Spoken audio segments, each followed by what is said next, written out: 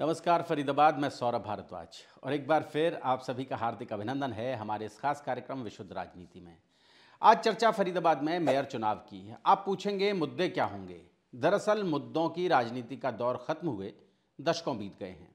अब बात सीधी जात की होती है, बिरादरी की होती है। हम भी सीधे सीधे जात बिरादरी की ही बात करेंगे, क्योंकि लास्ट में चुनाव इसी एकमात्र मुद्दे पर लड़ा जा रहा होता है, घूम फिरकर पहुंच जाता है। सबसे पहले नज़र डालते हैं उन 7 चेहरों पर, उन 7 जातियों पर जो अब तक मेयर रहे। सबसे पहले फरीदाबाद में, या यूं कहें कि हरियाणा में पहली बार कोई मेयर बना तो वो थे प्रवासी नेता सूबेदार सुमन। दरअसल 1995 में फरीदाबाद शहर की आबादी ही नगर निगम के लिए आवश्यक मापदंडों पर खरी उतरती थी। यहाँ तक कि गुरुग्राम का आकार भी इतना बड़ा नहीं था कि वहाँ नगर निगम बनाया जा सके, और यही वजह रही कि फरीदाबाद हरियाणा का एकमात्र नगर निगम बना और यहाँ सूबेदार सुमन हरियाणा के किसी शहर के पहले मेयर।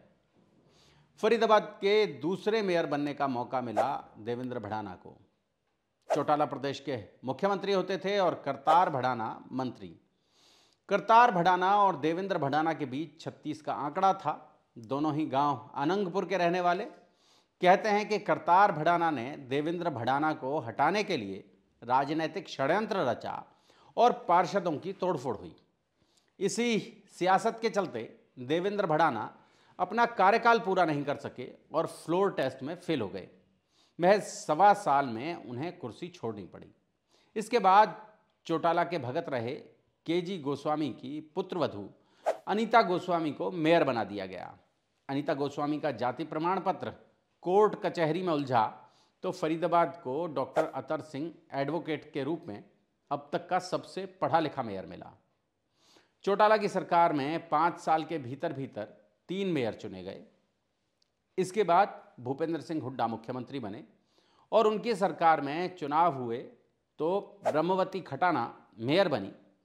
फिर पंजाबी अशोक अरोड़ा और उसके बाद बीजेपी ने दलित महिला के लिए रिजर्व सीट पर सुमन बाला को मेयर बनाया। लोगों ने पहली बार सुना कि पंजाबियों में भी दलित होते हैं।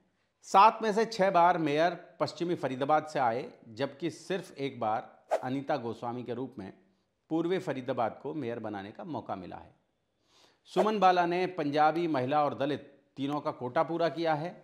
इस बार यह सीट रिजर्व है, सामान्य वर्ग की महिला के लिए।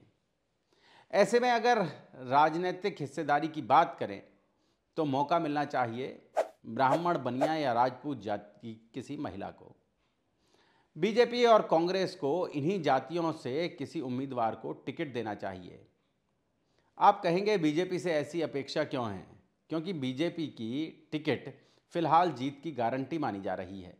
और बीजेपी केवल पंजाबियों की पार्टी नहीं है, ब्राह्मण, वैश्य और राजपूत वोटों की भी बीजेपी की तीसरी बार सरकार बनाने में महत्वपूर्ण भूमिका रही है।